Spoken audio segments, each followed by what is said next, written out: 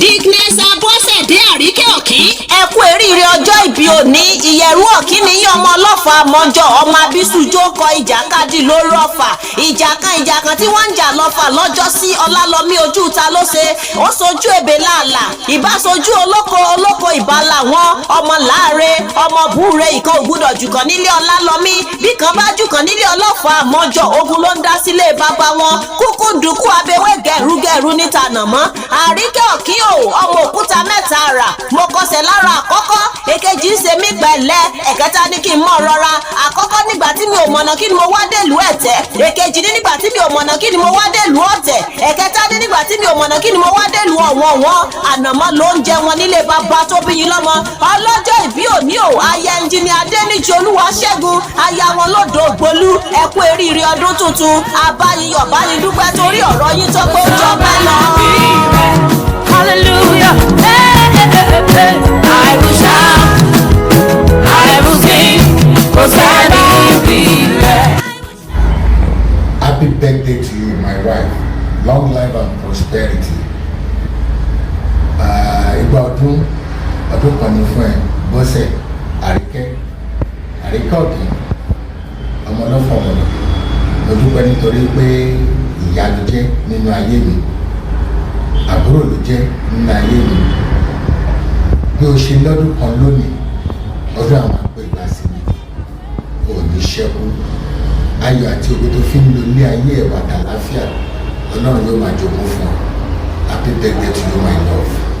Happy birthday to you. Happy birthday to you. Happy birthday, happy birthday, happy birthday to you.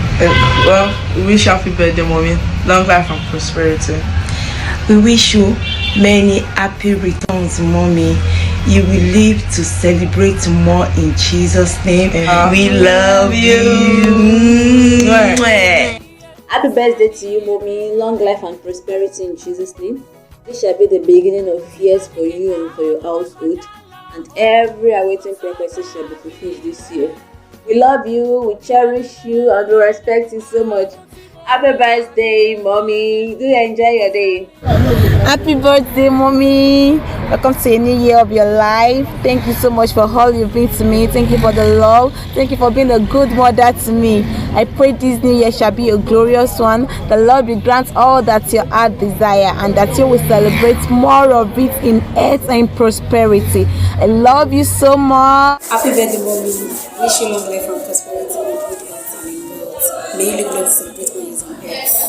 Ìgbà ọdún kan ní ẹ máa ṣọ̀pọ̀lọpọ̀ ọdún láyé ọdún ti jẹ́ tọ́lọ́run ọba, which is from Olúwakẹ́mi Afọlárin. Love you.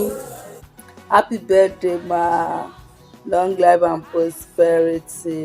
Ìgbà ọdún kan lórúkọ Jésù. More of God prosperity, good health and wealth.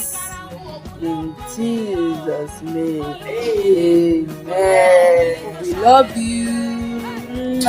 Happy birthday to you, ma. Wishing you long life and prosperity. Thank you very much, ma, for all you have done. We love you and we celebrate you. I pray that this new year, the Almighty God will continue to uphold you and He will grant you every of your heart desires. Thank you very much, ma. We love you. Happy birthday to you, my mom. I wish you long life and prosperity. Thank you for taking care of me. We live long in the mighty name. I love you. I will sing for somebody. Olórí Adéníjì ọmọ ọlọ́jọ́ ìbí òní ọdún tuntun tí ẹ bẹ̀rẹ̀ lónìí ọdún owó ọdún àlékún oore ayọ̀ àti àlàáfíà ẹ ní jìyà ẹ ní ṣàìsàn ire gbogbo tó yẹ yín lélẹ́dùmarè ó fi ta yín lọ́rẹ ọdún ẹ mọ ọdún yìí sí rere lórúkọ Jésù Kristi olùgbàlà èmi ìyá àgbọ̀nà lórúkọ gbogbo ìdílé yín ní LFC Ègbèjìlá ń wíṣì yín ní long life and prosperity for you Dickness Abọ́sẹ̀dé Adéníjì ìyá ìwé wa 120 years ago.